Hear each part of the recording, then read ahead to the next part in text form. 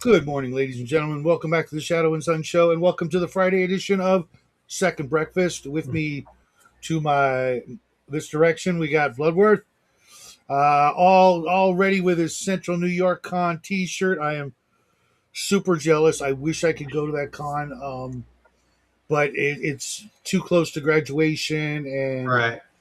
I have no idea what's going to be happening right after that. Jackie in school and possibly going to Mexico and things like that. So I just can't make it this year. But there's Right. going to be some friends of mine there. I hope you'll stop by the Arduin table Oh, and yes, I get to will. know them. Yeah. Yeah, They're I'll going to definitely check it show, out. dude. Their their table, their booth, whatever you want to call it, is going to be it's going to steal the show. No, I don't know. Takado's going to have his table there too. There's a lot of good tables there. To be honest with you. Yep. I'm talking about when it comes to presentation All right. Yeah, there's and a things like lot of good tables there. But I saw their table. I'm pretty sure they were there last year. So I saw their table there last year, and although last year I focused on getting my copies of Dragon Slayer RPG, so I managed to get those. This year I'll be playing in Matt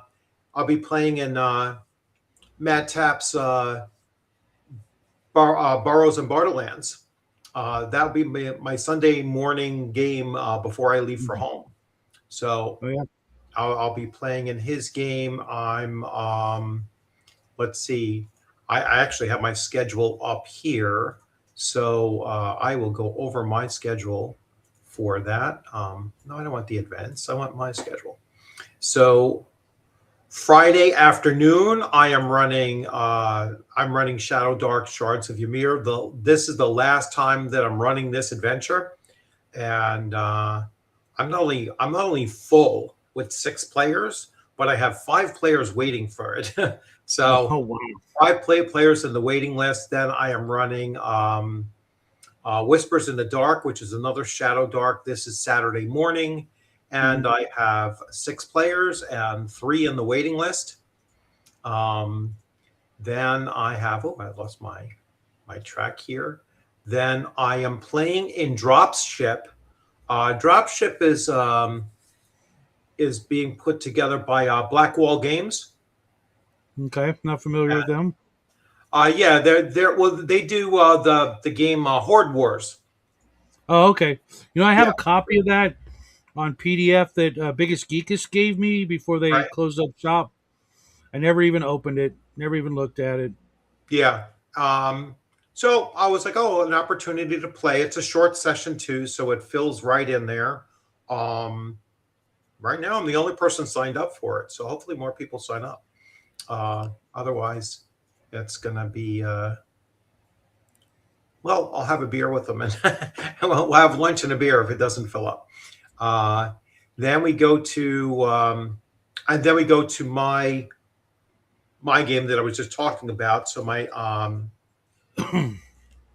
Hyperborea Third Edition. Still have 2 seats available for that, so only 4 people are signed up for it. Who do you have signed up for it, if you don't mind me asking? Who signed up for it? Nobody that I think you would know. Kevin Durarger, No, Kevin Damaris, Larry Maglione, and Paul Pagazelski. never heard of any of those guys. Yeah, no, In that's what I'm fact, saying. I've never heard of. I've never played with any of them either. And then let's see who's in. Let's see who's in Matthew Tapp's or Matt Tapp's game with me. So Lev Goldnier, don't know him. Allison Stillwell and Kevin Stillwell, I believe they played at my table before. okay. Um, then myself. Roger is going to be sitting at that table as well. Then Dan Tesh, I recognize that name. So I'm pretty sure he's played at my table or we've played at the same table before. Christine Senor and Matt Roberts.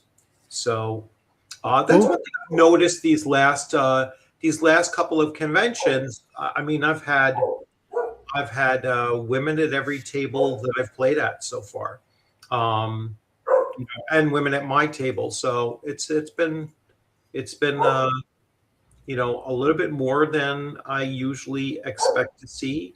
Uh, as far Really? as these conventions, the smaller conventions, I'm starting to see, more and more women attending them. So that's a good sign. It's means that Yeah, they're it's growing. weird. It's growing. Like uh, the one time I ran a game at a convention, it was God, it was in the late '80s, and my table was like 50-50. And this whole men women issue just didn't exist. It was just Yeah, no, there was never entirely anything where it was manufactured like, oh no, nonsense. you girls can't sit at our table. Why do it was like it just did not exist in our day. There's No, no way in middle it's an school entirely us, manufactured. yeah, any of us Right. in that small niche of nerddom, were we turning girls away from the table. Girls didn't want to play tabletop role playing games. We were not the cool kids. We were not it was not the hobby of the popular kids. The jocks or the preps or the rich kids or Yeah, yeah. yeah.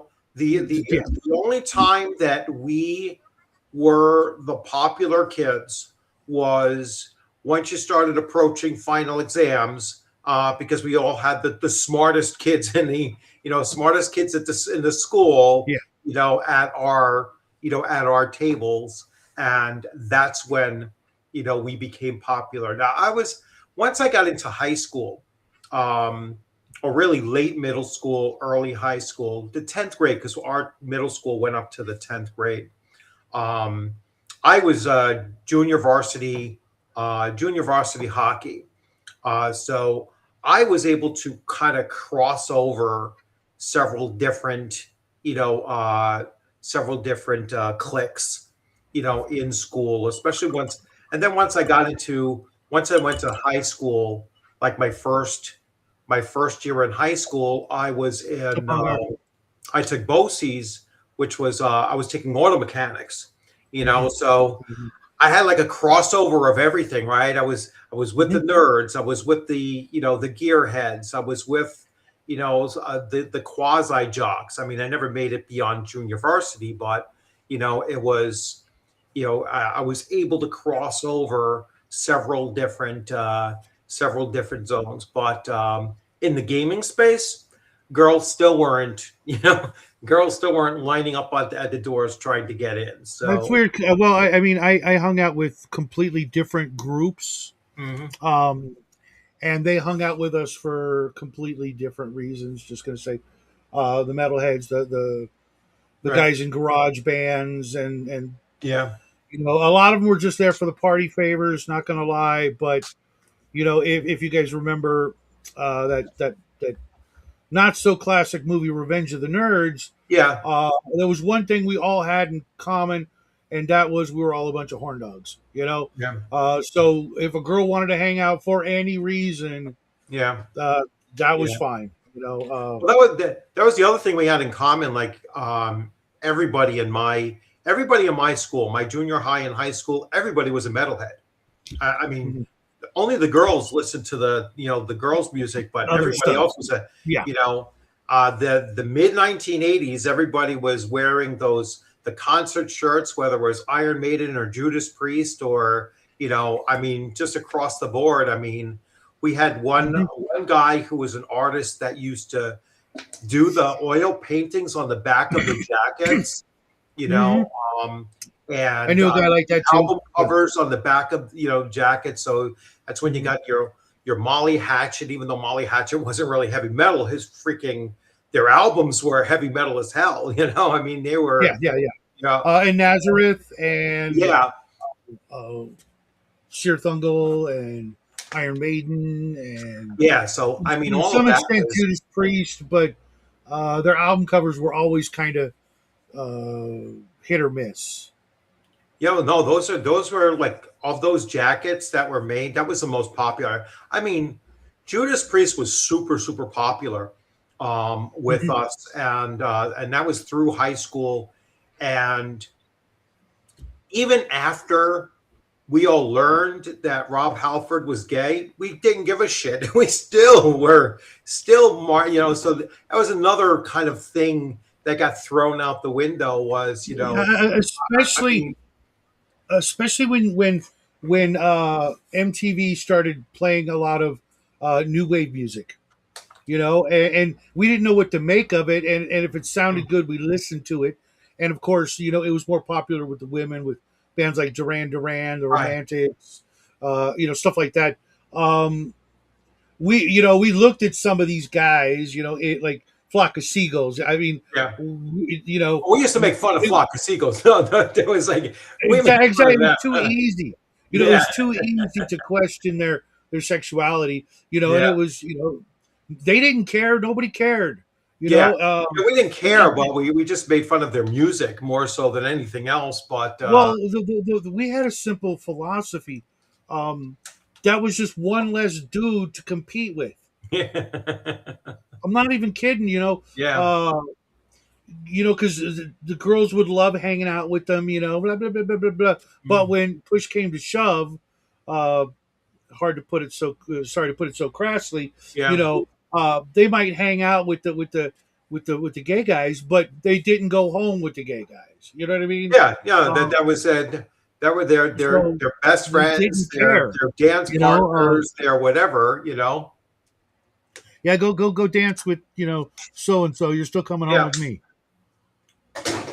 it's just like in the movie Clueless, right? It was like they were best friends. We didn't We care didn't about that care. kind of stuff. We We really still don't didn't. care, You know, except when it comes to some of the issues that have been pushed. I'm not even talking like gay marriage. We don't care about that either. no, It was the bathroom issues and things like that. We it never cared. came up back then. Like there was no, we didn't have those issues. It just Exactly. wasn't. I was Now referring to like Now '90s. maybe What is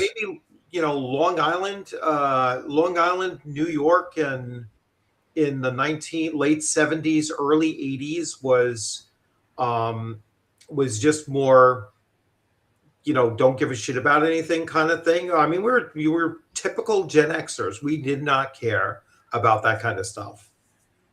Yeah, we just wanted to have a good time, Yeah, uh, you it know, was just get drunk or whatever, and listen to some music and not deal with our parents. And if we happen to start talking about D&D or fantasy novels or books or movies or things like that, that was just one of many conversations we'd have at one of those get-togethers. It was you right. know n- nothing like it is now. Yeah. Where everything is so polarized.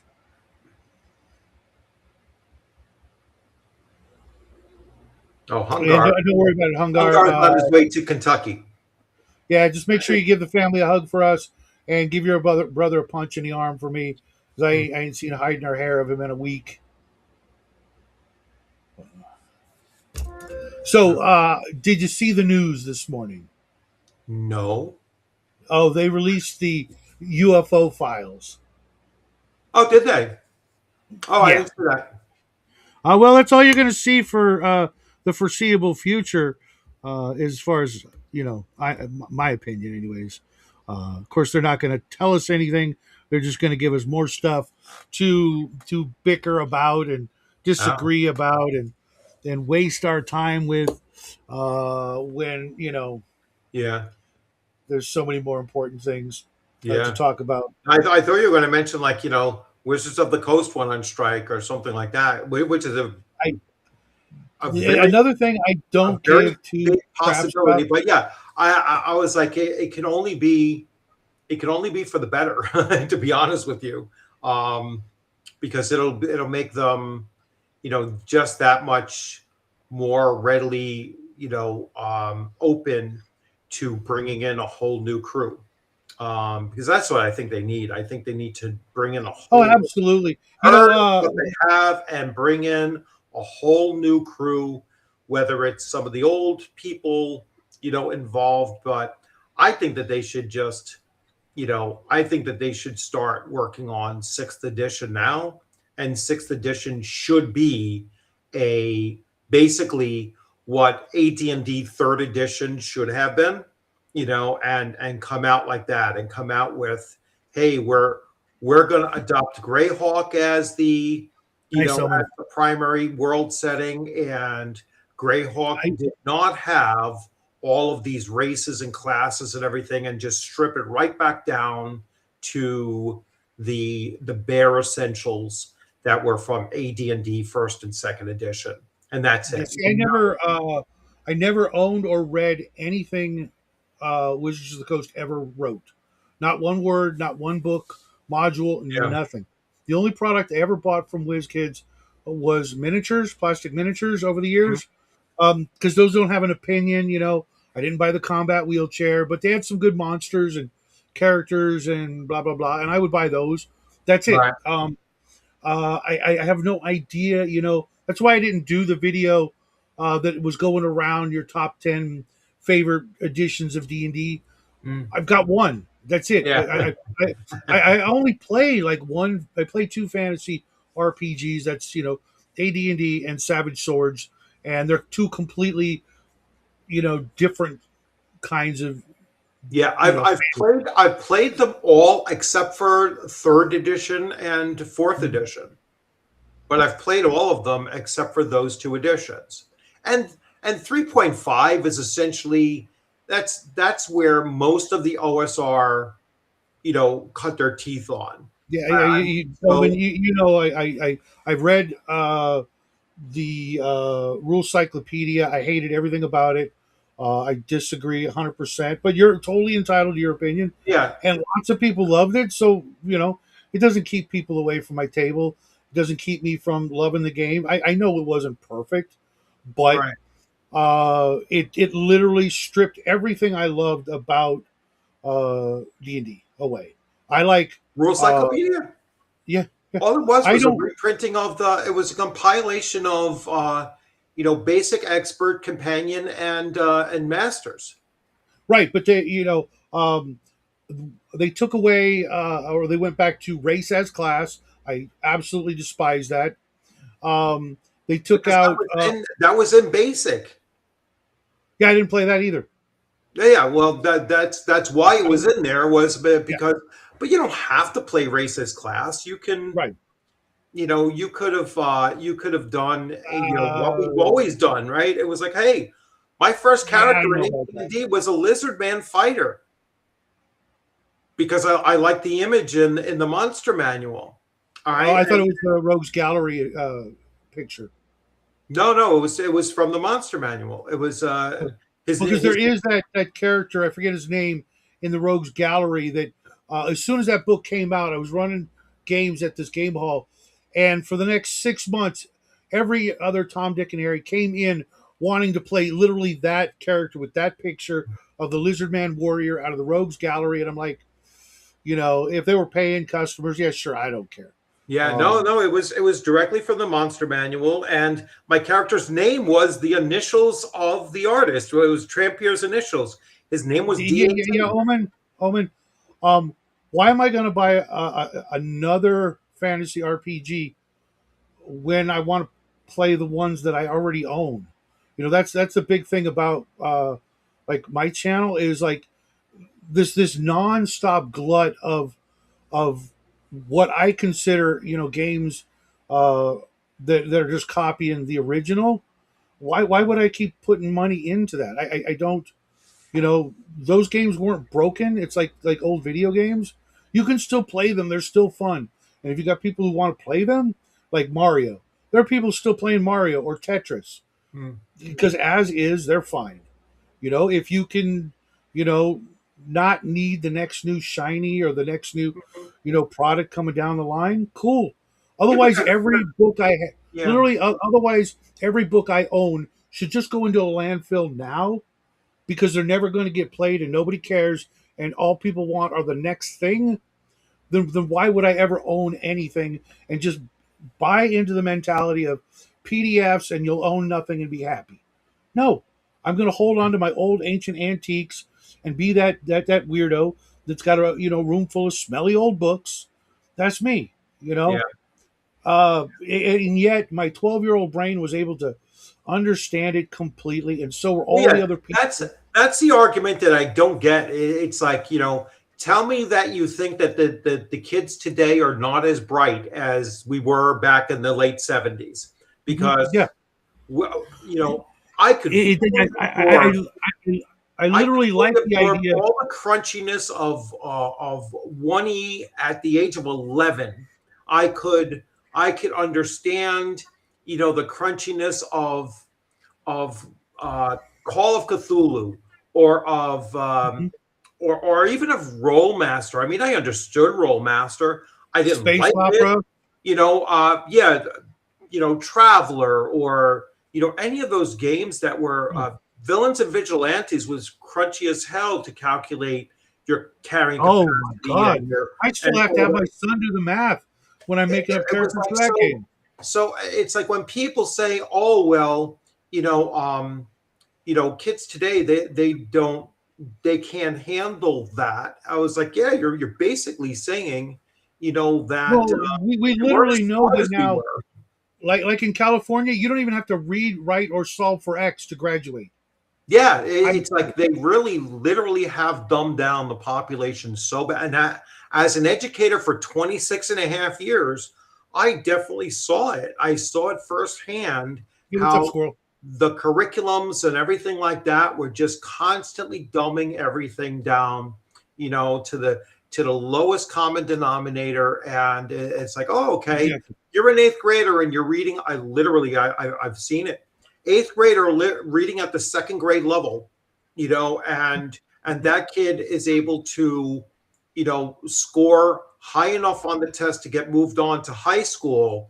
And I'm like, that's I was like, you can literally dip a chicken's feet in ink and let it run across the page, and it will score higher than what was required to go to the next grade. I mean, it was like, That's insane.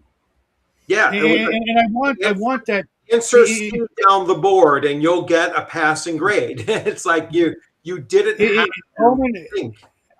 the statement 1E is badly written. Good, good. I want people who have to actually think about Yeah, it and not just have it handed to it them. was badly Ready, laid go. out. Let's And I let's don't even be think it honest. was. It was I mean, badly laid out. It the could have the, been the done where it made a lot more sense. I mean, I have it here. Ostrich isn't a game unto itself. All Ostrich is a rules compilation that makes it easier for you to understand and quickly reference AD&D First Edition. All right, that's why I don't include Ostrich in any of my talk. Omen, Omen, I don't know what you mean by that. If you mean I'm not using speed and armor factor, the same rules that nobody else used and was taken out of every edition from that point on because it was too clunky, yeah. But because I am running by the afterword, the very last rule in the book, and the fact that I'm only referencing AD&D books and using AD&D hit matrices and saving throws, etc., I'm playing 1E. Yeah, Maybe you want me to institute other rules. I would need to see reasons why to implement rules that I'm not using, like the armor, the speed factor of weapons, etc. And you got to remember, I've been saying this for like a year now. Playing online, you absolutely must make some concessions to speed up whatever game you're playing when yep, you've only got a 3 hour window with however many players you've got. You literally have to change whatever game you're playing to play it online to be able to get a decent session where people don't feel like, and you've been there, we've had those sessions where hmm nothing got done because there's just not enough time and people can't, get over their analysis paralysis and over optimizing every situation because we're playing with people who've been playing for 40, 50 years and know all the ins and outs and want to make sure they never fail at a damn thing because they have to win. yeah,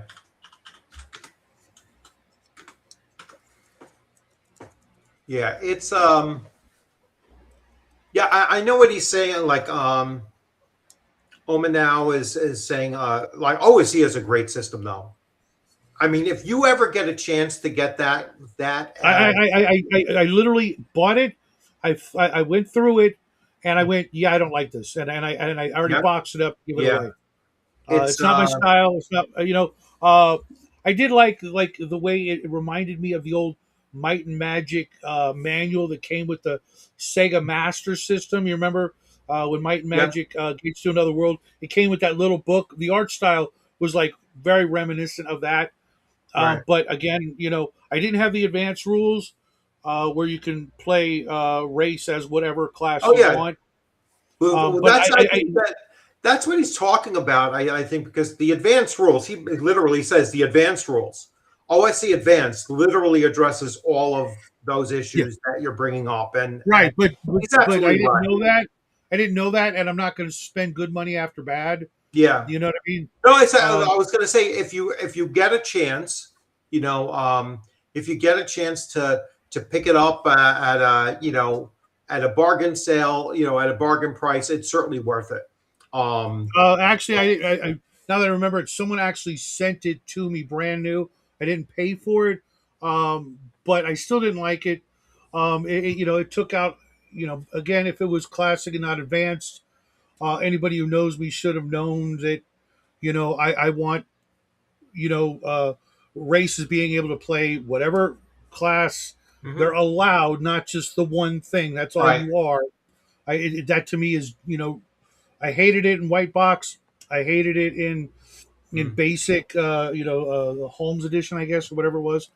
I just don't like it. I'm not saying that I want like 3E or whatever, where everybody can be everything. I think there are limits, and AD&D via the Unearthed Arcana, I think, did that best. They gave you a lot of options, but there were definitives that you couldn't be this, you couldn't be that, Right. because that's just physically you, or whatever reason, like hobbits, and they couldn't be a ninth level fighter because duh, they're just too little, and anything can just kick you over. You know what I mean?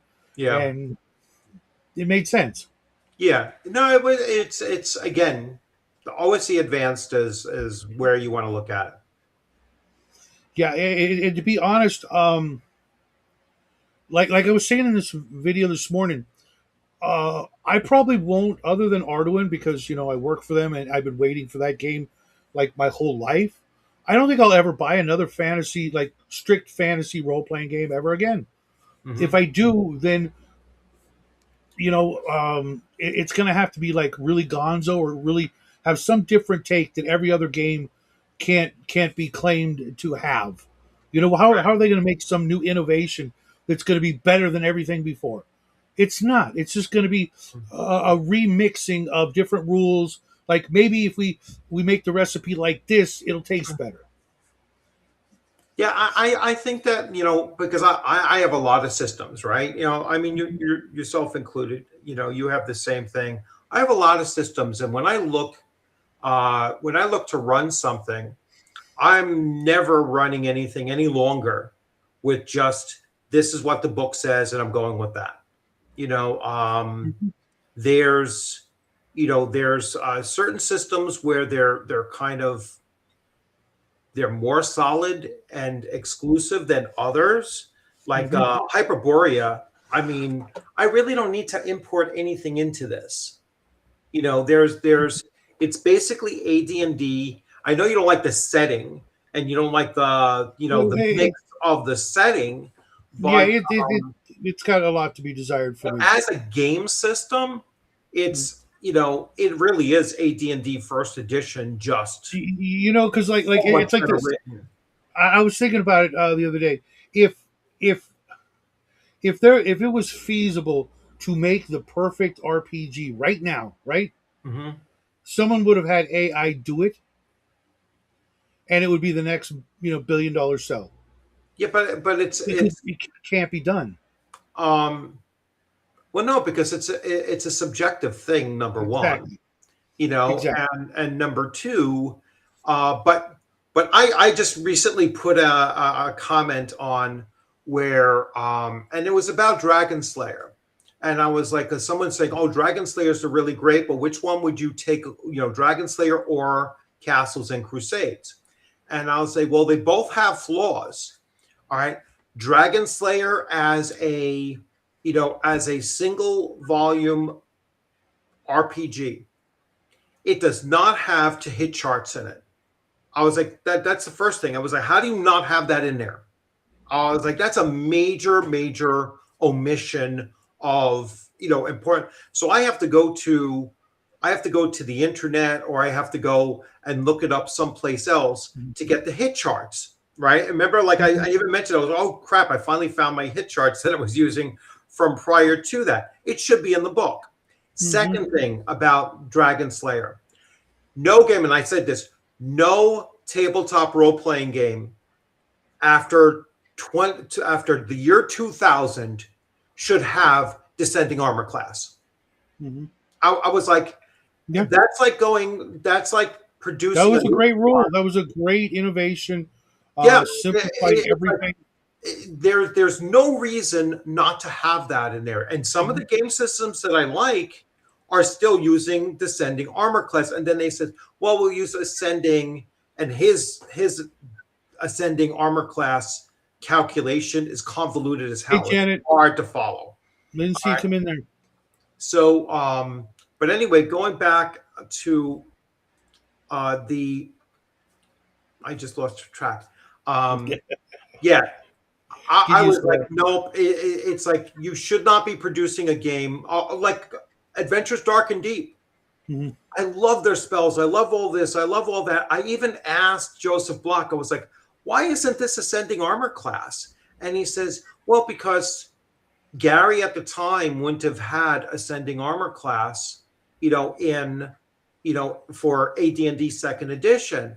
And I was like, well, that's a flaw. I mean, it's like, so Mm-hmm. you're gonna continue something that Mm-hmm. has been proven, objectively proven, to be Yeah. a better system. It's like, because I mean, no, it's not a big deal to figure out that goal or to look at a chart and everything. But Other than to be obstinate, or like I yeah, was saying earlier, to make sure you only get people in who can do basic math. You want to yeah, weed out the people that can't do I'm basic talking math. about it. It's a simple I game know. mechanic. I know. It's a simple. That's like someone like, oh, I was going to say it. It's like somebody putting out a car today and saying, well, this new model doesn't have power steering. What the hell? It's like, I'm not talking about automatic transmission versus standard. I'm talking about power steering. There's Yeah. no one in their right mind would ever do that.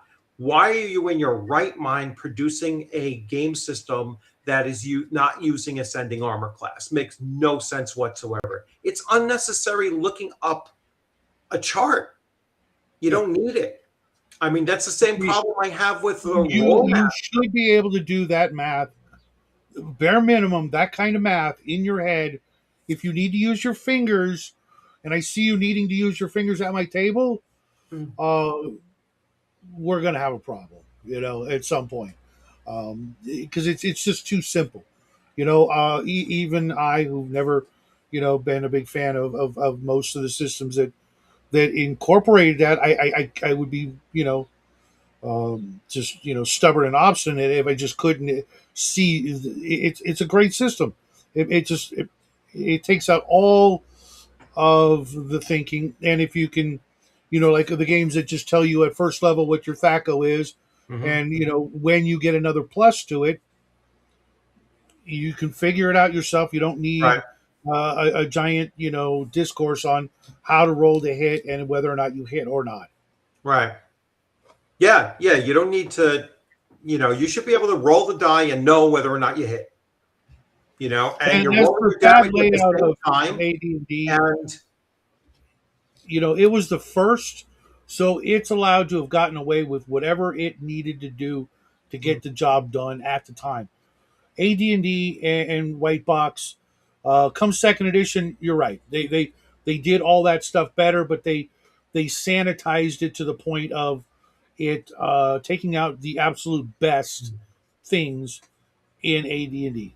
Um, for me, there were some rules that I liked, but yeah, taking out the things that I like the most is not a compromise I'm willing to make. That's why you use an abacus. Nice, Janet. Nice. I used to have one of those. I don't know what happened to it. Yeah. Maybe I should get one and put it back here just cause, you know. Right. That's freaking hysterical. Yeah. So Yeah. like Omen now is saying Omen Owl is saying that and yeah, Adventures Dark and Deep. I'm actually importing a lot of that into my Castles and Crusades Greyhawk campaign. That he has a lot of really cool. There's some cool character classes that I'm going to Mhm. transfer over to make them basically compatible with Castles and Crusades. Like his So Jester class is a really cool class. so wait a minute. Omen, you're saying 2E put all the cool stuff in the blue books. You mean the the Tiggle Beaties? That's where they are in the blue books? I did not know that. I will have to take a look. Put all the stuff. I have all the blue books, or pretty much all of the blue I was books. referring to specific pieces of art, Yeah, and I know they didn't do that. That was, you know, that was a no back then. And it's funny because you know, you fast forward a couple of decades, and now they can't do that enough. You know what yeah, I mean?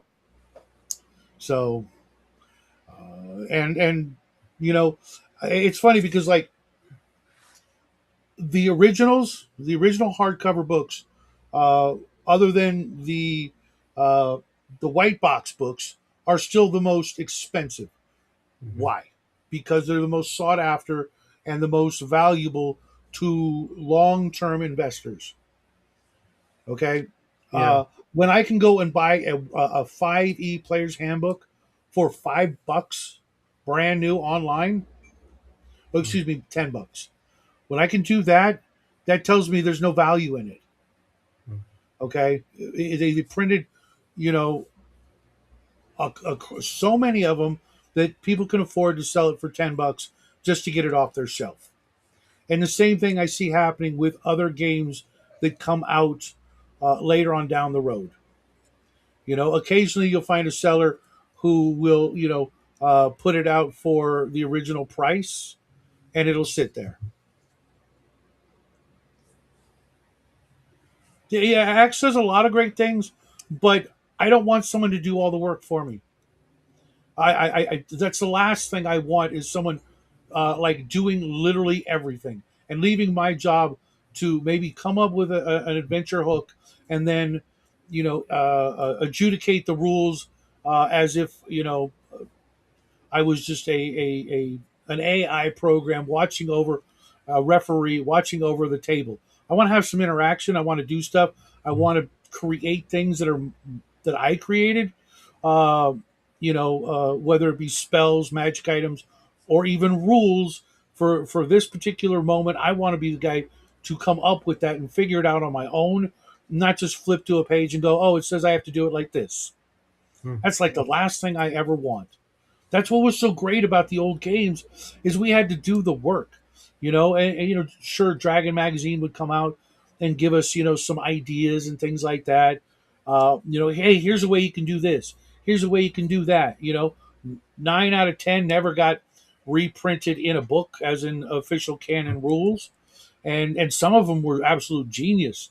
Some of them were hot garbage, but you know, uh, that's what to me, you know, part of being like a game master is being able to do this stuff just with my own brain. You know what I mean? right.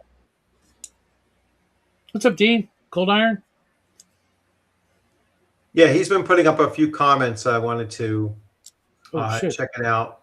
So, like Who? with these things, like so, find Thaco for your level. Roll d20, add a bonus, subtract total from Thaco. All right, or you can know what the target number is, roll your d20, add your bonuses, and did you meet it, beat it, or didn't make it? That's it. No Mm-hmm. extra subtracting or anything like that. You don't have to look at a chart. You don't have Well, to. there's a little in the way of situational environment. If the target's invisible behind cover, you Well, know, yeah, things but like.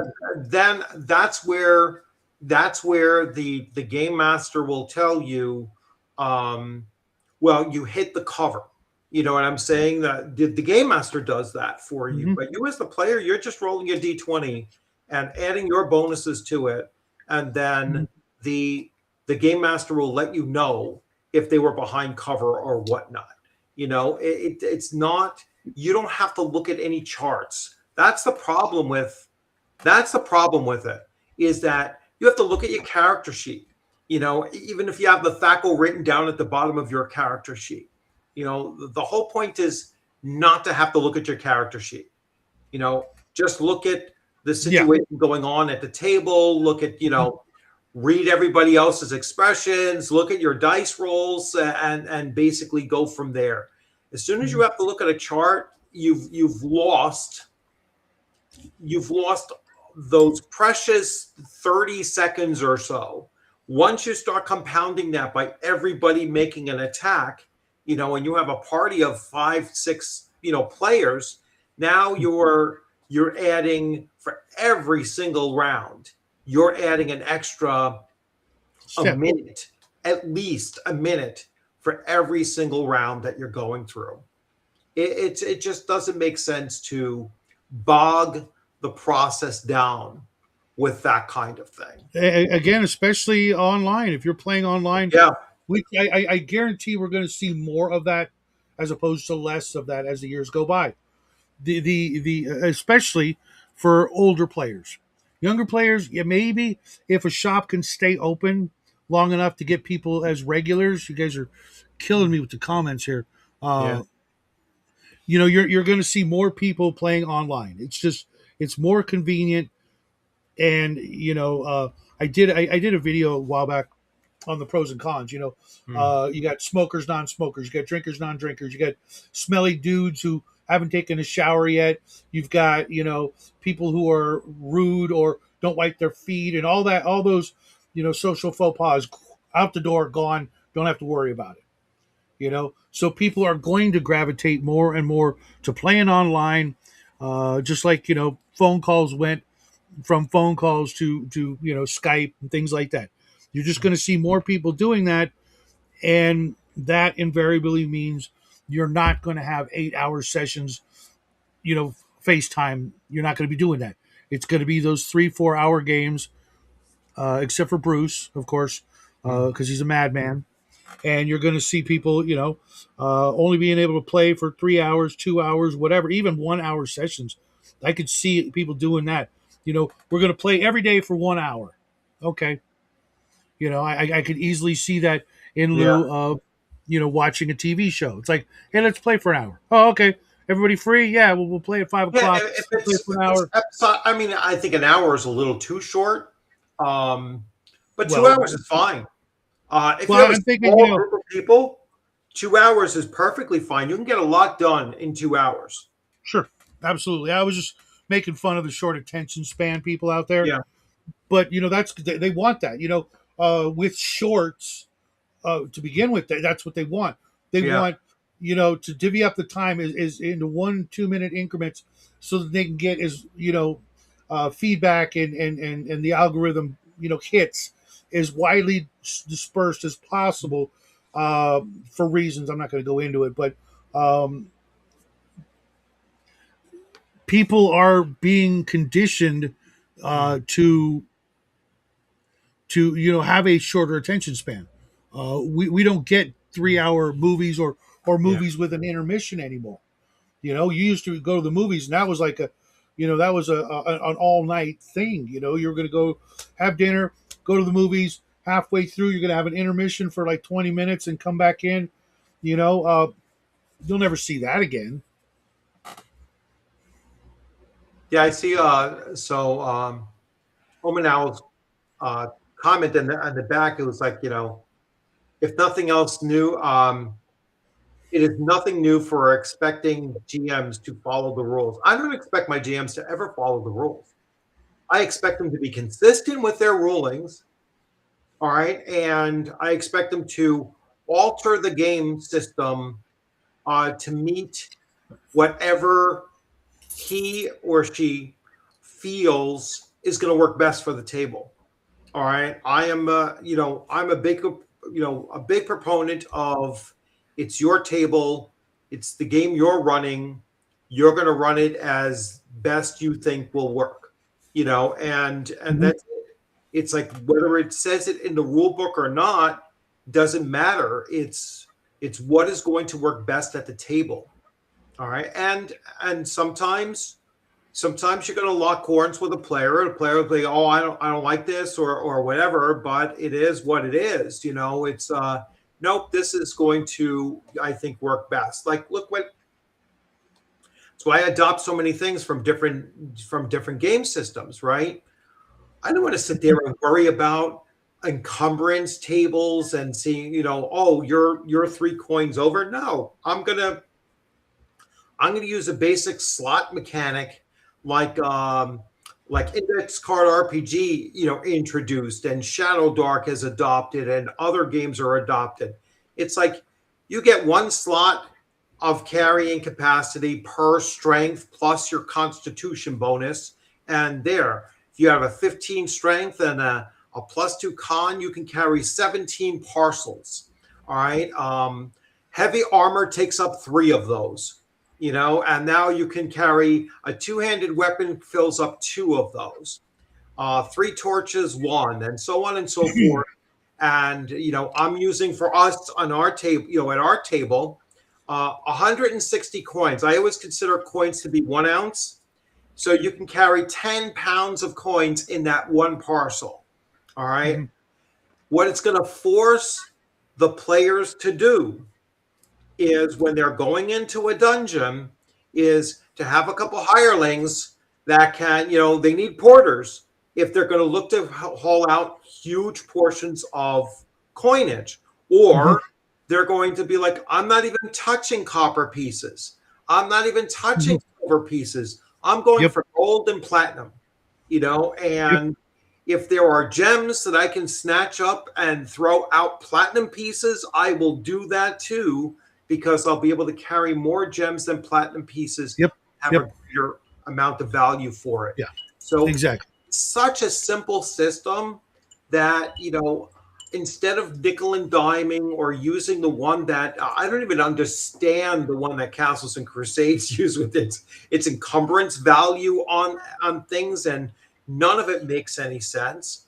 Or when I look at other things in some of the rule books, like I'm looking at the armory for Castles and Crusades, and all of the weapons do piddling damage. I was like, this is a sword that's larger than a short sword, but it does D4 damage. That makes no sense. Mhm. So sometimes you have to change game rules because no game, like you said earlier, no game system is perfect. It never will be. You They could be making games 1,000 years from now, and it's still, together. You got to yeah. take the moments of perfection from different game systems and lump them all up to your home table, and that's how I'm running my game. And even then, it can fall flat if the group is wanting one thing different. Yeah, All it takes is one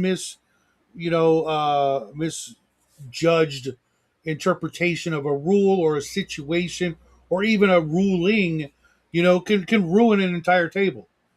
Sour them. If you've got the wrong players, it takes time and proper vetting and knowing these people before you get them to the table and making sure they're all on the same page. Like the video I did, what kind of role player are you? Because we all have different moods and phases, uh, or desires when we come to the table. Maybe today you just want to kick down doors and kill monsters because you had a shitty week.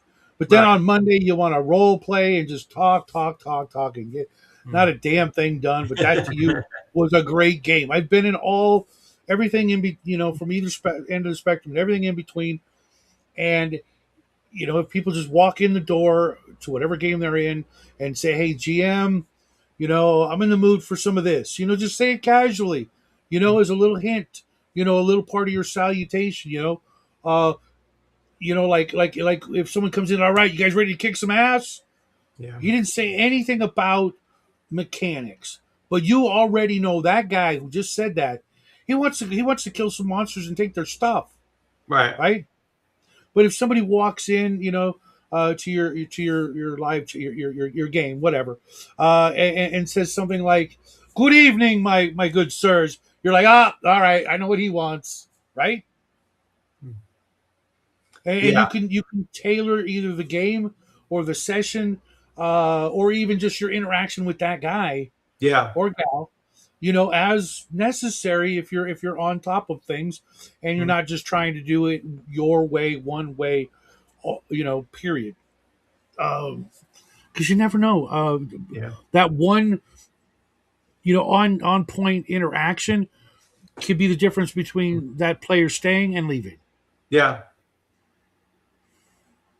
Well, it's I know I'm looking at Cauldron's Cold Iron Skillet wrote, I really enjoy gold giving XP.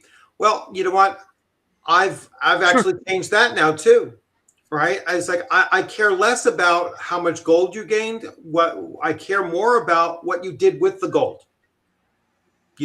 Tell me how you spent it. That's how you earn your experience points. Experience Yeah, is the only problem with that experience is is, experience. You mhm, know, what experience are you gaining by picking a coin up off the floor? I mean, just answer it, but just put it into our own reality, right? yeah, but I what if you gained put no it into a experience mutual lifting up fund? this pen. All right. If this pen was solid gold and worth $500, I gained no experience by picking it up.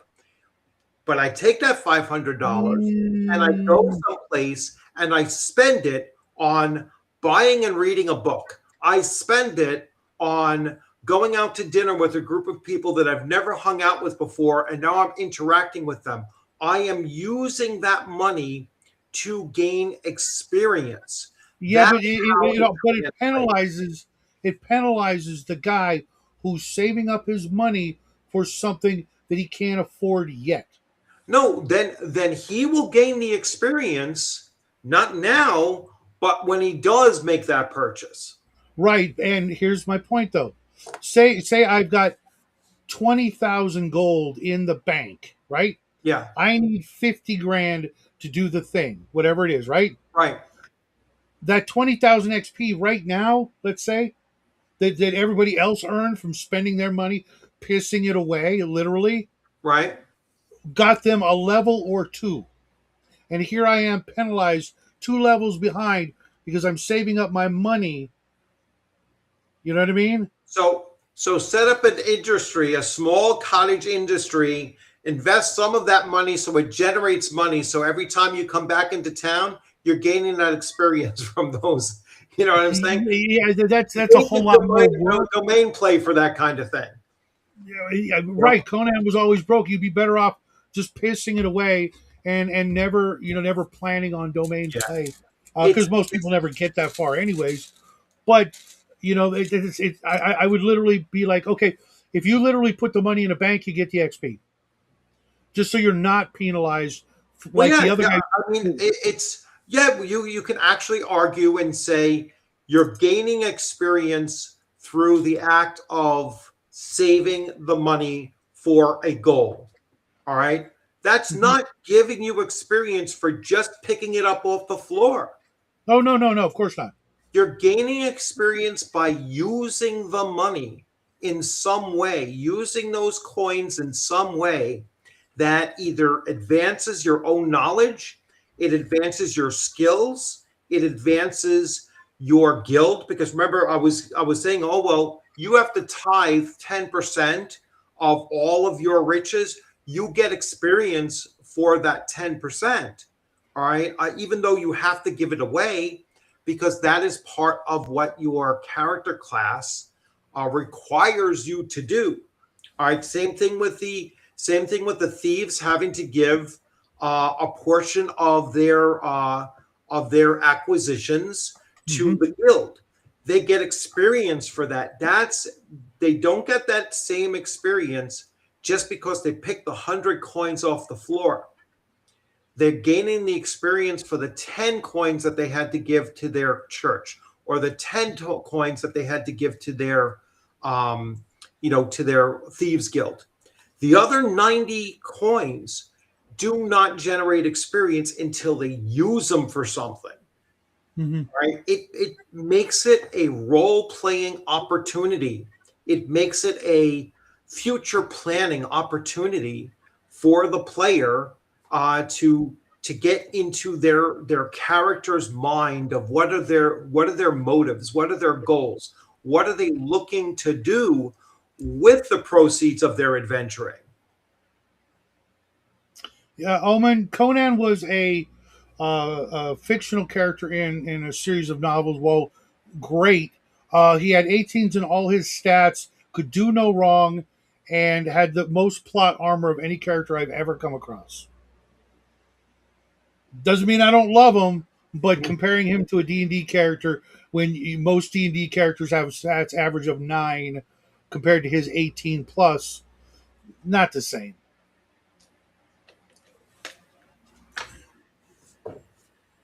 And Oh, personally, that's basically what I'm doing. That's basically what I'm doing. I'm changing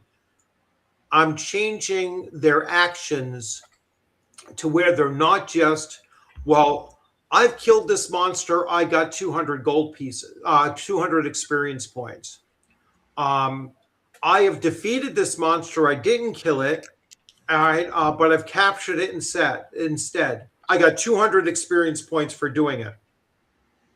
I negotiated with this monster, convinced it that, today is not the day that you want to, you want to die on this hill, and the monster left. All right. I gained Mhm. 200 experience for doing that. All right. I am encouraging player action not to always be just the most simplest form of what we can do. All right. It's not just the I picked the coins up off the floor.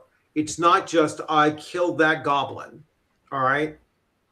You gain Well, there's a lot velocity. of games out there. A lot of games out there like uh, Palladium and some stuff in the Red Room, and other games out there. Arduin was the first, where it gave you a huge list of rough estimates of doing. If you did these any of these things, you got XP.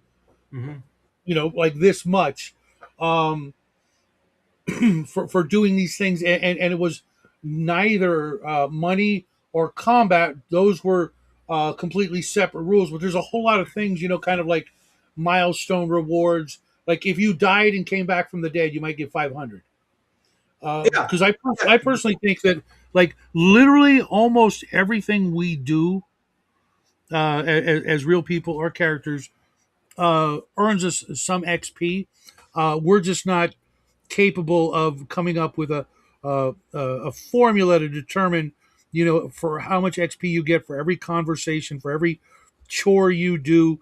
It's kind of like those game systems where, like, every time you rolled on a skill, you added a little number to it until you got to a certain point and it would level up. Right. Like literally, you would have millions of bars of experience points. Yeah. Where they're filling up with experience Well, points as video you do. games do that. I Right, mean, and bottom we line, don't video have the games have the capacity to track that kind of thing. right, and All we right. don't, and we try to simplify We it. don't unless you want to, unless you want to Play have somebody there that is just transcribing every little right. action that I've tried doing that before. Remember when I used to be like, oh, you got a critical hit, you got an extra plus 25 experience Yeah, it points. just slows everything It down, slows everything down. you know, um, or and keeping so we track have to of we the have number to of successes you have or whatever. Yeah, it's not, it's cool if you can do it, but you can only do that with That's a like good if you idea, have one Paul. or two players at your table. You can't Yeah, do it with a table of 6 or 8. or God help you, 10 or 12. Yeah, And that's a really good Paul idea Paul had. That when at your character creation, you choose one XP table that you want to use. That gives you a bonus.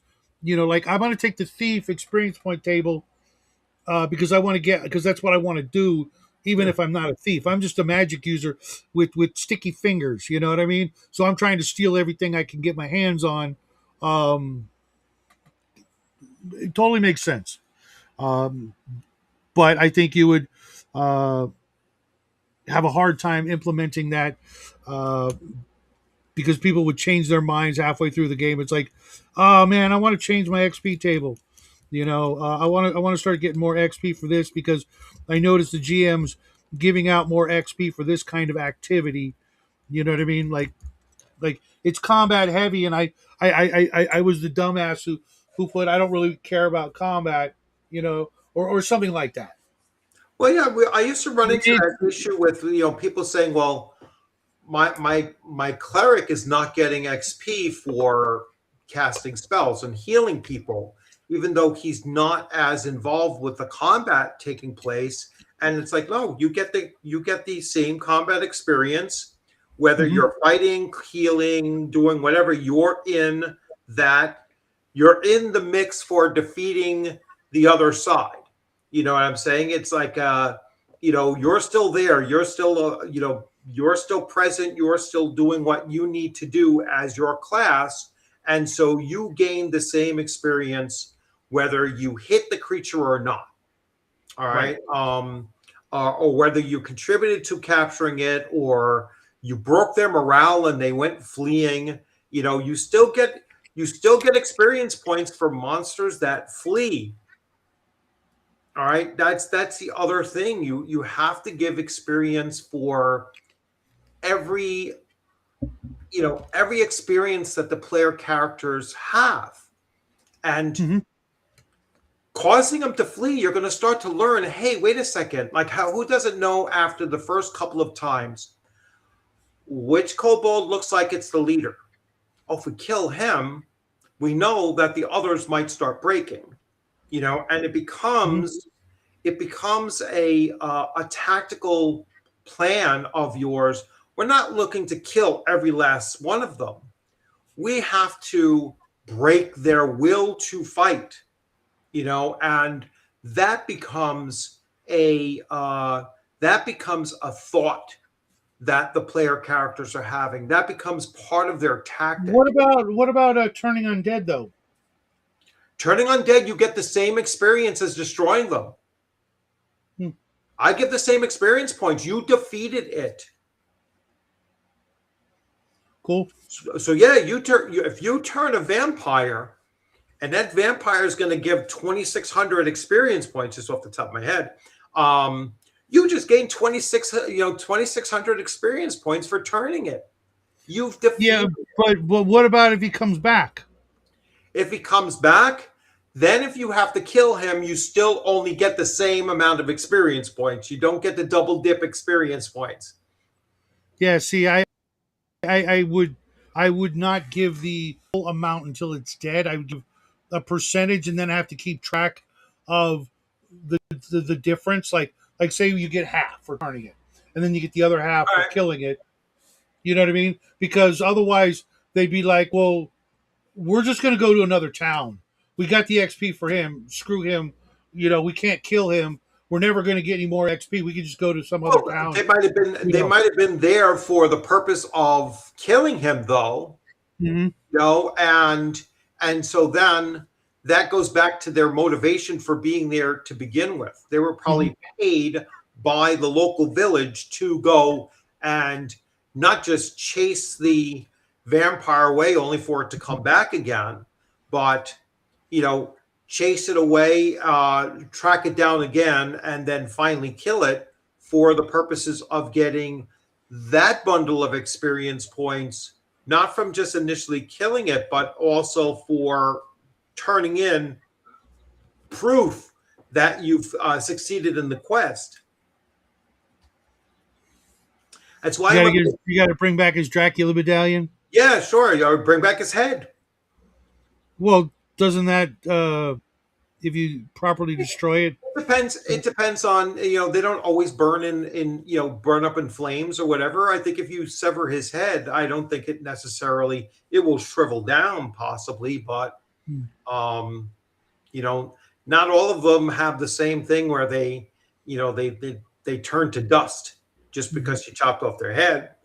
um but uh that's why I really do like giving some amount of session experience too, because that's a kind of a holistic way of saying, I'm not going to give you for each time that you've cast a spell or you've picked the lock or you've done this. I'm just going to say that during the course of your adventuring, you're going to get this amount of experience points because you've done all these things.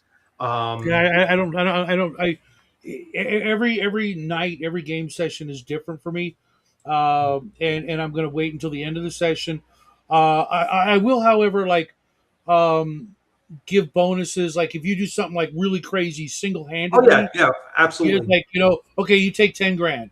You take 5 grand or whatever because you did this one thing single handedly. Because then it inspires other players to go, well, I could have done that. Well, maybe next time Yeah. you'll think about doing that when you have the initiative, or everybody's sitting around, contemplating their navels. You get up and do something. You might get more XP. Um, but at the same time, I am tending toward uh, appreciating games where XP isn't even really a factor because then people aren't playing their characters for the constant rush of endorphins and dopamine to get up a level to do the thing. Instead, they're actually trying to just do cool shit for whatever reason actually makes sense. You know what I mean? There's a lot of behaviors that only exist to like milk the XP system. Yeah, like he says, like or checkpoint leveling does the same thing. I don't Mhm. like milestone leveling though, because I think Same here. ultimately it's too fast. It's Well, way well, it's not. I don't know about the speed factor, but it indicates to me that you're on a bit of a railroad, and that I need you to do this thing.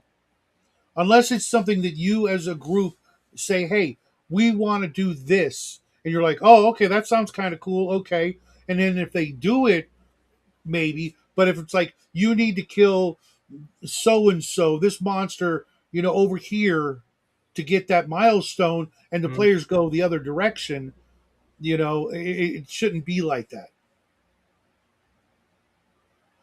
Uh, so I just don't do that. Yeah. It's every day, every session, you get what you get what you earn for whatever reasons. Just like my other rule is you get what you keep what you kill. You Hmm. know, I'm not a big fan of taking stuff away from players. Over the years, I've gotten a little gun shy just because I've literally had hundreds of players leave throughout the years because you took something away. It got destroyed. Someone stole it. They were taken prisoner and all their stuff was taken away. And they're like, okay, we quit. Well, we want to run another game. I'm like, what? You don't want to try to break out of jail and get your stuff? And they're like, no. I Yeah. literally had an entire table say, no, you took our stuff. We're done. I'm like, you're fucking kidding me. Mm. You freaking babies. Yeah. It's going to happen. Look at, all the great stories. But then again, most of the great stories weren't, based on characters that had, tens or scores of really cool possessions and magic items and stuff. Conan never had more than three possessions at any one time unless it was a bag of coins. You know what I mean? He literally had like nothing. Look at Tarzan. He had a knife. That was it. The Mm. only possession he ever had was a knife. Brock Sampson, a knife. But our adventuring characters, carry more gear than Samwise Gamgee in Mm. Lord of the Rings. Yeah, I'm reading some of the comments too. Yeah, I'm trying to keep up. Yeah, so Paul said Seventh Sea Second Edition has an experience system. You pick what you're working on first, and then skill to raise, etc. Hmm. And it took a certain amount of story events to increase it. Hmm. Well, that's something like what I'm doing is what I'm going to do is like with our new campaign coming up. Oh, is the sure it does. I wrote it in Level the thing drains. where I've seen that as well. A character got level drained, maybe even really badly. I'm done. I'm out. I'm not coming back. You just yeah took away everything I did. I'm like, I didn't take it away. The monster did, yeah and them's the breaks. You see a vampire or a white or a wraith, and you're like, I charged the monster. Okay, well, you hit, you did your damage, it hit, and you lost 2 levels. What? That's what they do. I didn't make it up. yeah I know you have a copy of the player's handbook. I can see it in your book bag. You should know this shit. You don't do that. Levels are one of the most precious things, and the surest way to a death spiral or TPK yeah if you engage them. You hold them at bay with the priest. If you can't, you run. That's it. You're not supposed to go toe to toe with the vampire or the specter or the wraith. that's what greater restoration spells are for. You know, go on a quest, make them go on a quest to get to get to a greater restoration, source, and then they can get their levels back. Yeah, but any good GM is going to make them just re-earn the XP going on that quest. Well, yeah, they're not going to earn the 2 levels worth, most likely. Hmm. But So at least you're forcing them to re-earn the experience again. yeah. Yeah, Not everything is just a give and take, yeah. hit point. Back and You forth could, trading you and could play. also take that. And you could alter that where you don't lose the levels, but you lose the hit points permanently. Hmm. So The Barguli, oh my god, yeah, freaking one of my all-time favorite monsters. It's only 1 to 4 hit points that you're never getting back. yeah, Uh, yeah, I really.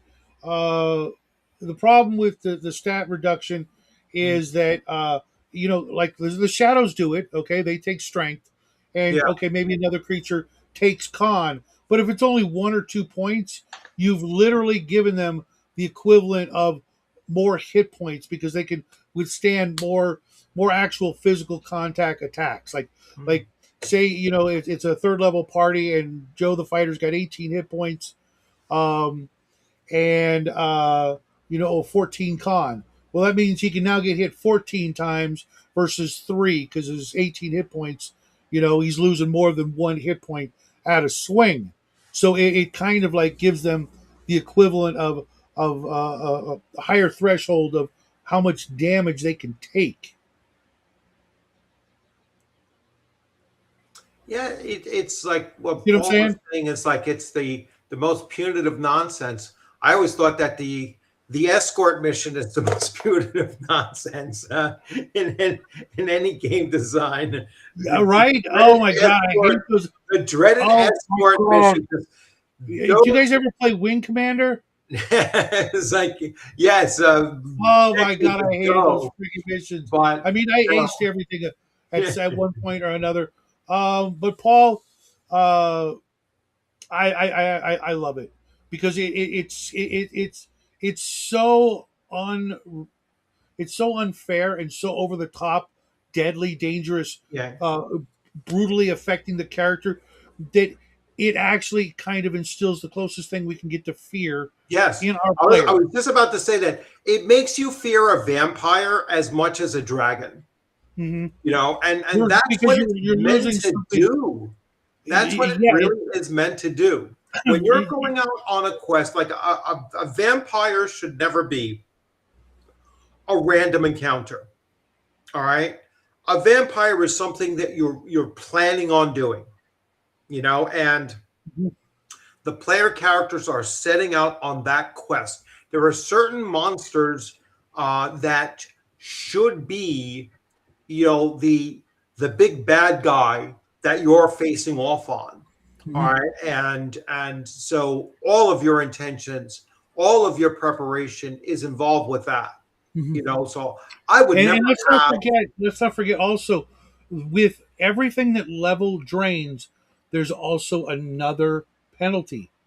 If you die, you are not coming back. Not only are you not coming Yeah, back, but you're being raised almost instantly as yeah, another version of the thing that just fucked up the party. yeah, Okay, a wraith or a specter kills you. Now you've got two specters, maybe one weaker than the other, subservient or whatever. But now you've got two, and the two of them kill another guy, and now you've got three. Mm. Okay, that's why it does everything it people hate it for doing. It Yeah. makes you worry. We can't really make our players afraid unless they're afraid of spiders and you constantly throw spiders at them. Okay, in which case it's a different conversation. uh, it really, that kind of over the top, you know damage and consequence Hmm. makes your players think. It's like, I was thinking about it just now. Okay, would you rather fight a lich or a vampire? I'd go with a lich over a vampire. Absolutely. And the lich could be way more powerful. Yeah. 18th level cleric lich, Yeah. or just a regular 9 hit die vampire. Yeah. No, you'd rather clash with the lich. Might still wipe you out, like you said, but Yeah, 18 no. die fireball. I don't care how Yeah. big the room is. You know, you're all dead. An 18 die Yeah. fireball. I don't care if you have a ring of fire resistance. A good chunk of you are dying. Mm. But a vampire, normal vampire, can't do that. But what he can do is make you fear loss, Yeah. loss of everything you've worked so hard for. And that's what a vampire does. It Yeah. takes away something personal from you. It takes away someone you care about and turns them into something ugly. Witches aren't even Uh, going to talk. my book says they're evil. I'm pretty sure it says they're evil. They're And evil, but even if it they're says they're neutral, um, yeah, I'm still I'm scratching that out right where at do they evil. say that they're neutral? What game system says they're neutral? I got a player's monster manual right Not here. AD&D.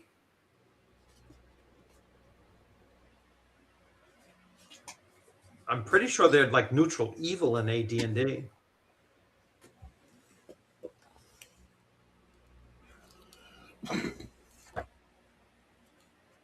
Tell you in a second. HIL neutral evil, Yeah. neutral with evil in parentheses or whatever. Yeah. Um, I mean, if it looks like that Mm. and goes to all the effort that it goes to, knowing it's going to look like that for more power, um, yeah, I don't know what kind of.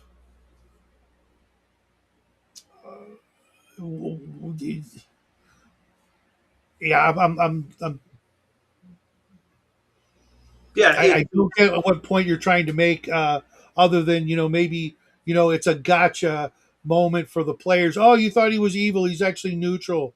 You just killed a neutral creature that might have been doing good for the world. What? No, Yeah. it's an evil thing bent on Would bending protection the from universe's will evil to his. would protection from evil affect affect the lich? I would say yes. Yeah. I would say yes, absolutely. Ha! Dude, if I'm here in 10 years, I've done something wrong. Just saying. Give yourself 10 years and you will look like that. Yeah. Um, How do you know I don't already look like that? This could all be makeup, prosthetics and what do they call appliances and stuff. Yeah, it's just the definition of evil has to include defying the gods and mm, trying to put off the inevitable forever, mm. as well as all of the ingredients that you have to consume and how you probably have to get them. It just seems completely antithetical to life. I've never heard of a story of a lich out there doing good. Period. Just Nope, I've never used them that way. Now I've made them more lawful evil than just simply neutral evil as well, because Mhm. there's too much prep in there for you to be anything I but can see that. lawful natured, right? There's just too much calculation that they have to do. There's too much whatever. I guess you The could say preparation. that's yeah, but there's too much preparation to do in order to set that whole thing up. And then they don't just be like, oh, okay, I'm a lich now. I'm just gonna sit back. No, they want to fuck everything up around them too. It's like they want to take over kingships. They want to do all Well, kinds to of stuff. be fair, with what Omen was saying, if you ever read the Lich book in Ravenloft, uh, they try to make it sound like they're just all about getting information, more Oh, information, more information, to the point that they're willing to do the Lich thing so that they can keep learning more and more and more. And I'm like, there's an easier way about that. You just die. You yeah, die, you go to heaven, and you yeah. learn everything you need to know. Mhm. But most people aren't willing to like acknowledge that sort of belief system. If your potential lich character dies and ends up in hell, trust me, he's learned all he needs to know. There's no getting out of that. The end. He learned everything. Any question he might have had is answered by the fact that he's now, burning in hell forever, or maybe he's up in heaven, playing a harp or whatever. You learn everything you need to know. Uh, and if Okay. you don't know it, I'm sure you could just go find an angel or a pit fiend and ask them a question. And when they're done poking you with their pitchfork, um, maybe you'll get an answer. I don't know. All right. Listen, I am going to. It's almost 1:30. I'm going to have to run. No worries. I normally only do Right? this for an hour. Yeah. If someone else wants to pop in real quick, otherwise, I'm going to shut her down as well and get to my weekend. Bloodworth, have a Yeah, great one. I got 12 characters to create, you know. So for a convention, and they're pretty complicated. My wife should be coming home in about an hour and a half, Mhm. and also I have to get ready because I'm interviewing Robert Connolly this evening at 7 o'clock. So looking forward to that. We're going to be talking about the Majestic Fantasy RPG, which is something I think you would really enjoy. That if you like things that are based off of D&D 1974, but with 35 years worth of tweaking, that might be a good place for you to go, take a look at. Um, Although that does have, in some cases, racist class, but you also have all the other classes opened up to you as well. So, and the racial combinations in class are open as well. But yeah, it still does have racist class as well if you chose to do that. But yeah, that's a system that I'm like, wow, this is like you can tell he spent 35 years tweaking his home game of D&D, 1974, and that's what he finished off with. A totally different solution to what does a low level magic user do when they're cast their spells for the whole day. Well, they can do rituals instead, and cast as rituals, which takes more time. It takes 10 minutes to cast it, but Mhm. they can draw from their knowledge rather than just what they memorized, or they can cast it directly from their spell book as a ritual without Mhm. burning it from their spell book, but just that longer time frame, Yeah, I of it. always wondered why if you cast it from your spell book, it would just suddenly erase itself. Yeah, That's that's not how the never laws of been. physics Yeah. work. Um, Well, just never, no one would ever do it under those circumstances, Mhm. right? No one ever did that. I've never experienced anybody that says, oh, I'm going to cast from my spell book. No, they would transcribe it to a scroll, and then they can go forward with that, which is another thing that I'm doing with the City of Greyhawk thing. City of Mhm. Greyhawk is a magical city. All right. You're going to have access to low level magic because there are so many fledgling wizards out there and wizards out there that are, oh, I need to create, scrolls to show to my mentors to prove that I can do this and everything. Mhm. And so you can go to a magic shop and buy a first level spell on a scroll, and it's not going to be crazy expensive. And now you have, you're carrying two or three scrolls with a bunch of backup spells to cast if you needed to at fairly low cost. So I'm making it a much more magical setting, Interesting. because then your low levels are not going to be reduced to, oh, I can't do anything, and I'm not doing the cast you know roll to cast or anything like that. um I'm still wondering whether or not to have like misfires, but I think misfires have to be a lot more rare than just a 5% chance. You know, Hmm. uh, maybe something like uh, a fumble followed by you get an intelligence saving throw, and if you fail that, then it is an I, actual. I I would also maybe try. I know it'd be very difficult, but to try to incorporate like what they were doing. Like physically, if like they're getting jostled by kobolds or some shit, Right. then something really potentially weird Well, could happen. But if yeah. they're just standing in the hallway, firing down the hallway ahead of the party kind of thing, and they just make a mistake, I don't see how it would be uh, as bad. Well, it could Is that hit the making party. sense?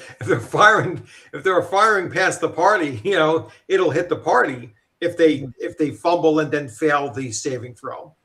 That's Mhm. how I think I'm going to do it. That's where I'm leaning towards it. I'm saying, Or like if it's a non-combat spell, what's the point? well, because it depends on the non-combat spell.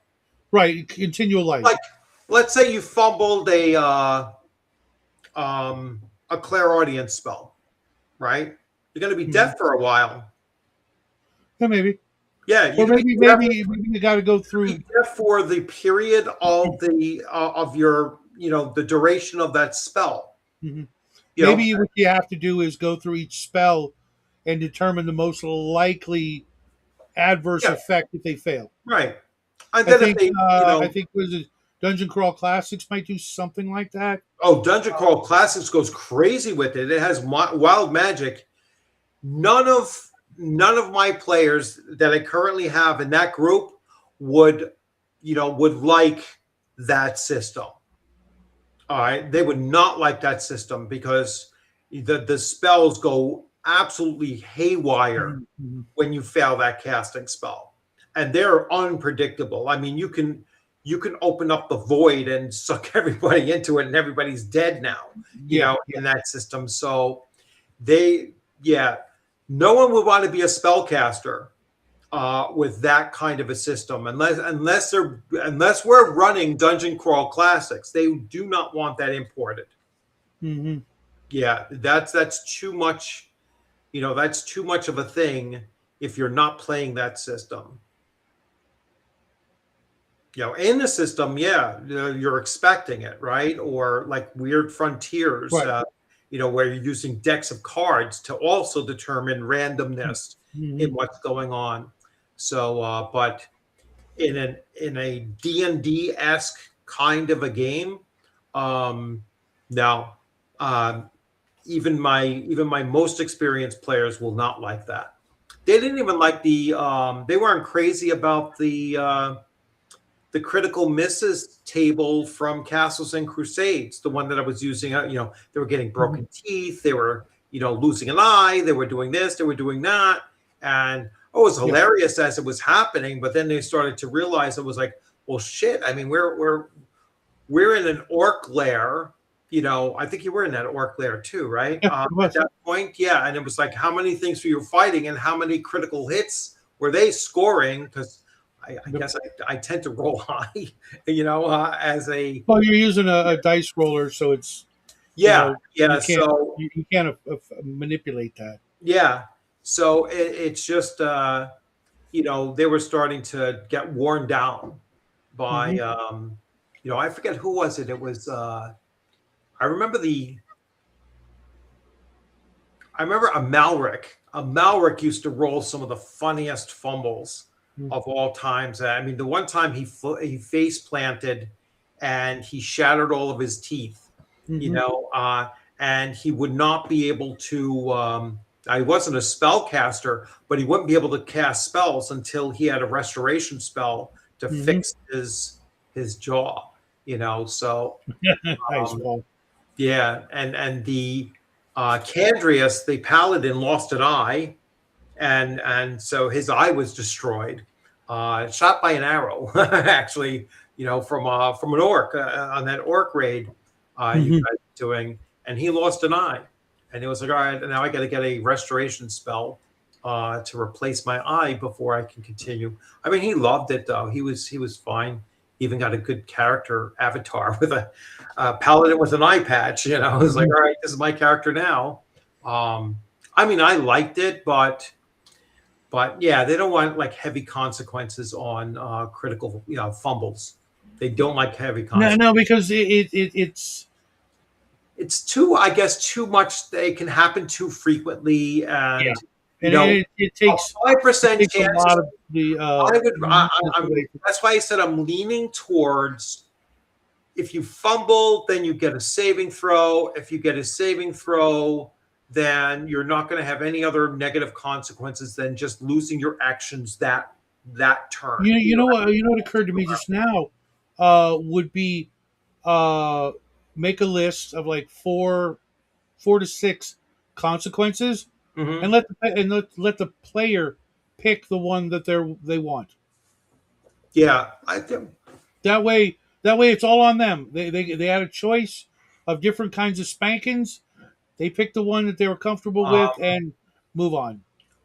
I'm. I'm thinking I did that. I literally. I'm thinking I did that. Let me.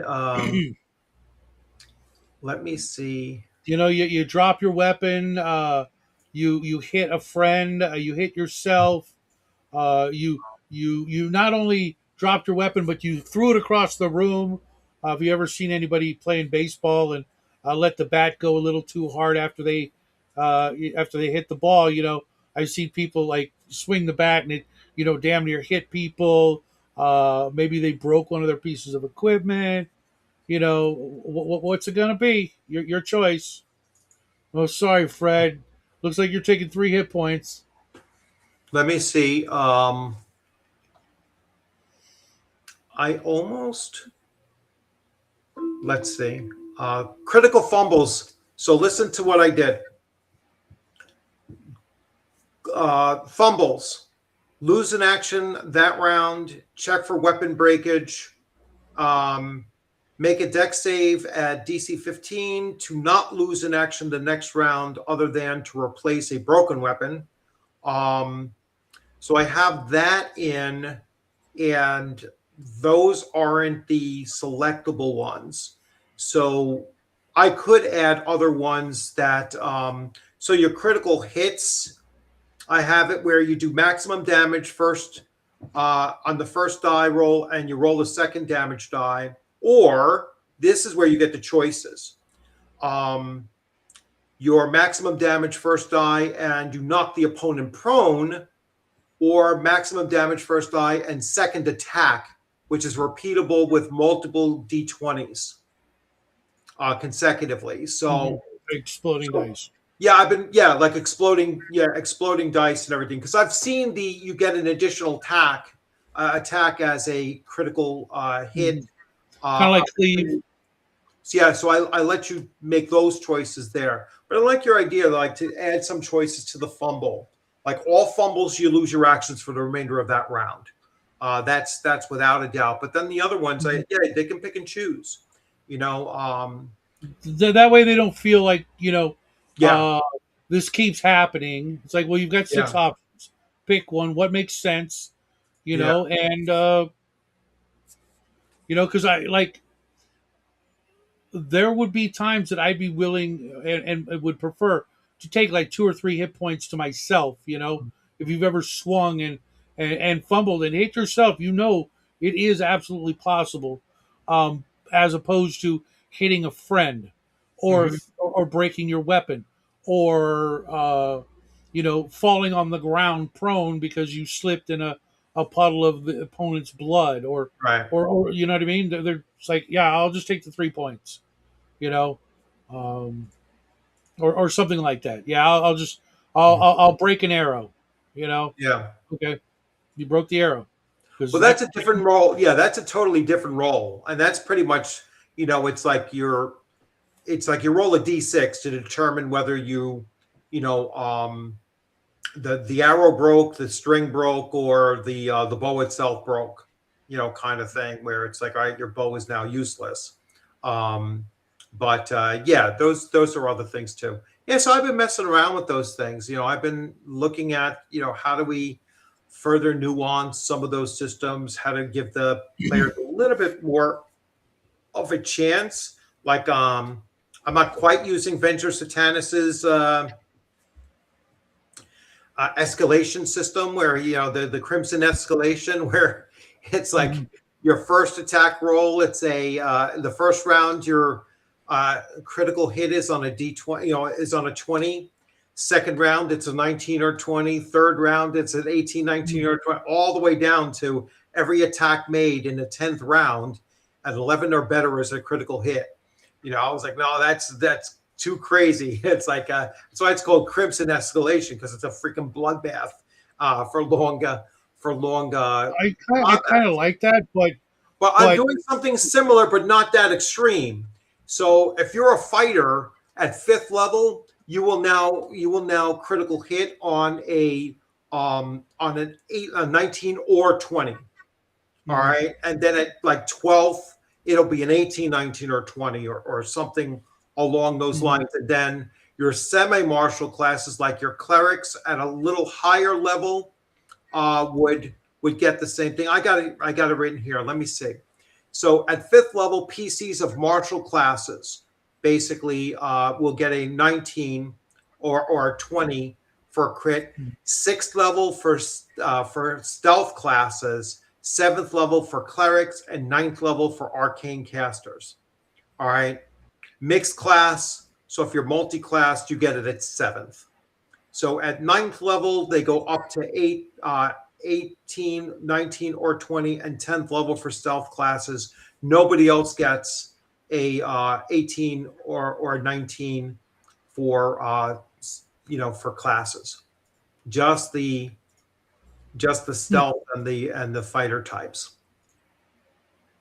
So like I said, I've been messing around with it. I've been putting more planning and stuff into this, like how I'm going to look to run this campaign, than I've done probably ever. You know, uh, just trying to get, almost like trying to bring together all of the different game systems and everything into one thing, and trying to make the perfect experience. I know that's not going to Mhm. be possible, but I'm trying to get it as close as I can to being something, trying to catch lightning in the bottle a second time, and have Mhm. something that, hey, we're going to have a lot of fun doing this, and we're going to spend, you know, a year or more playing it. But what about your usual, changing of schedule kind of thing? No, my schedule is set now for next year. Like, my schedule is already set for next year. I'm not working on Tuesdays. Um, and so what my Tuesday nights are, should be very, very open. I'll probably start at 8 o'clock instead of 8:30.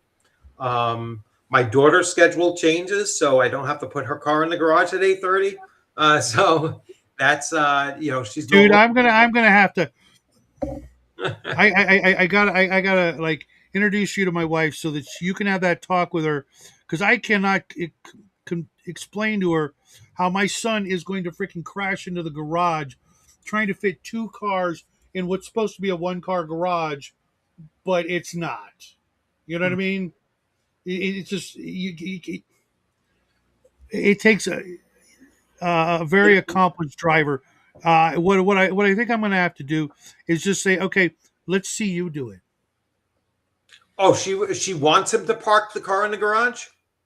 All alongside it takes hers. is all it takes is for your son to scrape her car, and it'll be done. I know. It'll never happen again. it's I've like just it's like literally where we live. No one, I mean, no one parks their car in the garage.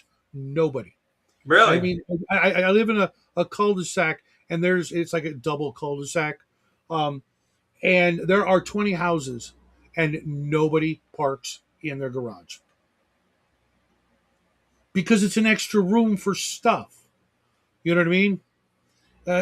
One of our neighbors literally took out the garage door and turned it into two bedrooms. Mm. Yeah, There's no. no reason. My daughter hit the mirror pulling out of the garage of my wife's car when she was 17 years old, 18 years old, Hmm. and she's 24 now, and she has not.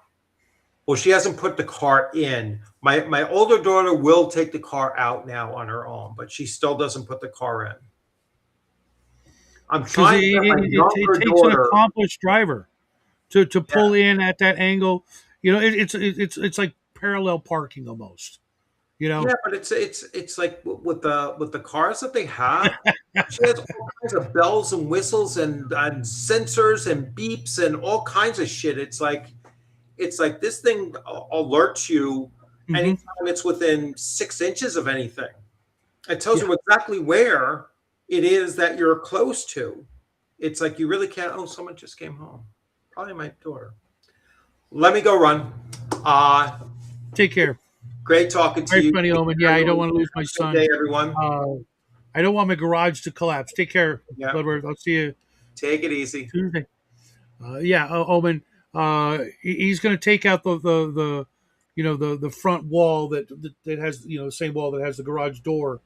Because it's just I don't know what kind of car he's getting, but she's got a car. It's kind of wide, and I've moved all my stuff so that there's no excuse on my side. I even gave up like I want to say I gave up like 2 feet, 2 extra feet, so that on the left side, so that this won't be a problem, knowing full well it's not going to happen. He's even said, "Yeah, I'm just going to park outside. I'm not taking a chance, screwing up my car, scratching it, and having mom, you know, act a certain way." That's not what he said, but I'm translating. And risk damaging the wall and all that dumb stuff when you know the worst we have is sunlight. We rarely get any rain, so you know the car may get a little sun damage, but you can always get one of those tarps and put it over it if you're really worried about that. The like the interior and stuff like that getting sun damaged or the paint job or something like that. It's just she's kind of old school and thinks that the garage is for that. I think it's really just an attempt to clear the garage of anything in the garage, because we have some neighbors whose garages are completely empty. And she's like, "That's how a garage should be." And I'm like, "If you're a woman, um, guys have stuff. That's how we win the game of life. We get more stuff. Everybody knows that." But I'm gonna go do people stuff. I got some chores to take care of. It was fun hanging out with you guys. Thanks for all the chats. Have yourself a great weekend. I don't know what I'm doing tonight. Game wise, I don't think we're gaming until we get another player for Savage Swords. Um, I might be over on Janet's channel hanging out with her or hanging out with Bear. Don't know yet. Maybe I'll be taking the night off. Don't know yet, but I'll let you know as soon as I do. Happy trails, folks.